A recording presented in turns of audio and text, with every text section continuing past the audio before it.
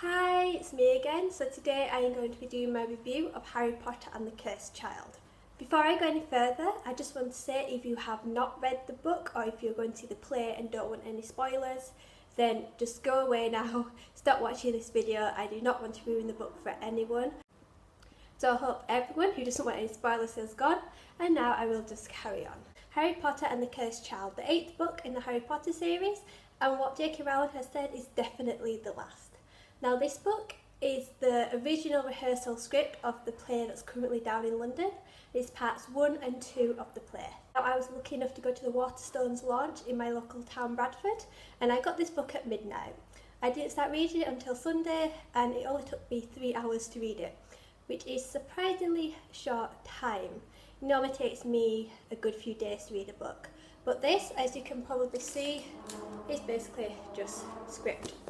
At first I thought it would be quite hard to read a script because it won't have all the descriptions or anything in it, but while reading it you realise that you don't need those descriptions.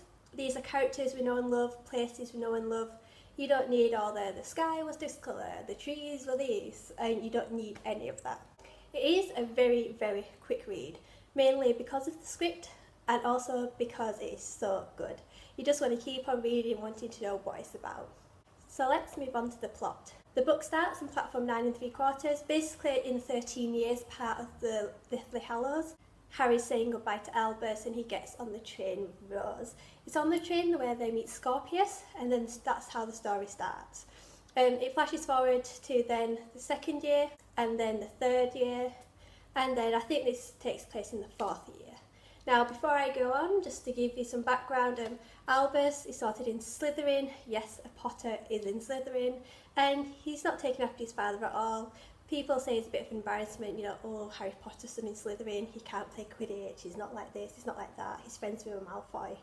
So yeah, and also Scorpius, he's not very liked either, just because there's a rumour going around that he's Voldemort's son. Now the main story kicks off, Amos Diggory, who is Cedric Diggory's father, talking to Harry, and Albus overhears it all. Basically he's saying that he wants Harry to go back in time with this illegal time turner to basically save Cedric. You know, he wasn't happy he died for Harry, he was called a spare. He's not very happy at all that Harry's not doing what he should be doing.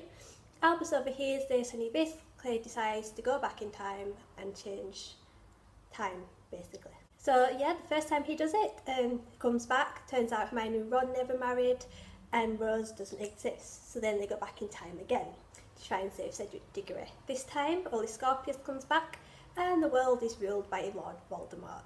Yes, Harry Potter died in the Battle of Hogwarts, and basically the worst is the worst. This is where he meets Snape, and basically they manage to go back and everything's back to normal. In the present they find out that Amos Diggory's niece, who I think is called Delphine, but I can't really remember. I can never remember names I cannot pronounce.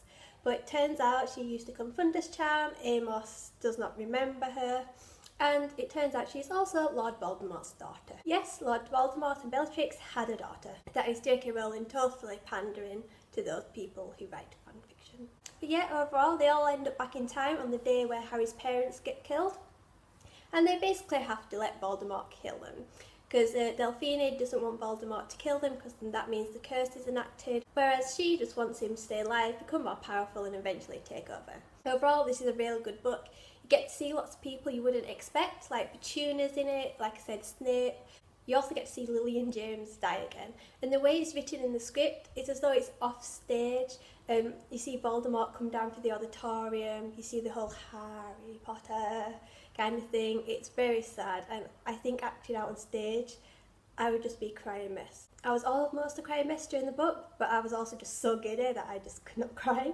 But yeah, acting out on stage, I would definitely be one of those, just crying my eyes out. Because whenever I see Lily standing up to Lord Voldemort, I just start crying. Overall, this is a great book. Like I said, it panders to the fans, you know, Lord Voldemort and Bellatrix having a child. I do wish you saw more of Rose Granger Weasley, just because in the photos for the play she looks so adorable. But you do get to see her as young Hermione. She plays the younger version of her mum, which I think is pretty cool. Also, it's just a good book. You get to go back to the places you knew and loved when you grew up. I just can't say enough good things about this book. You definitely have to read it. Don't be put off by it being a script. And like I said, this is the rehearsal edition, so don't be scared about it spoiling the big play, because obviously the main spoiler is revealed in it, but I'm guessing it will be a lot different. There'll be a lot more happening. But yeah, I just love this book so much. This is one of my favourite books of the year. I know it's probably going to be classed as drama because it's written in a script, but this is just perfect. But also, I want to know, who do you think is the cursed child?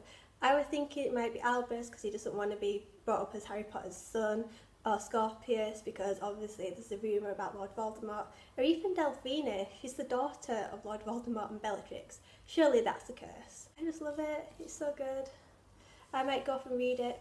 But yeah, tell me what you think about below. Feel free to comment. Follow me on Twitter and Instagram because I posted a lot of stuff on there while I was reading. I was basically like almost live blogging me reading it. But oh, it's just so good. And just tell me what you think. Are you seeing it down in London? Have you seen it down in London? But yeah, I just really want to talk to someone about this. Please, please, please. But yeah, go read it. I gave it 5 stars, as you could probably guess. Right, I'm going to go now before I just start gushing about this book. I'm just going to hug it right now while I finish. But yeah, I'll see you later. Bye.